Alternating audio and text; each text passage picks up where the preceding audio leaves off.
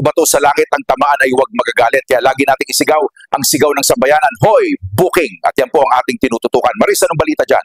Salamat, Ted. At nandito pa rin po tayo sa tindahan ng anting-anting para sa booking ng mga riders. Dagsa pa rin, Ted, ang mga riders na bumibili dito. Pinagkakaguluhan po ng mga riders ang isang tindahan na di umano ay may anting-anting daw para sa booking ng mga riders. Kasalukuyan pa rin pong dinadagsa ng mga riders ang isang tindahan ng anting-anting para sa walang sawang booking. Kamusta booking, sir? Ma'am, di umuubra ang pooling dahil sa medalyon na to. Iwas ako pal na customer. Sir, kamusta po ba ang booking ninyo gamit ang medalyon? Lahat ng bayarin mo, bayad yan sa katapusan. Basta walang uwian at tulugan.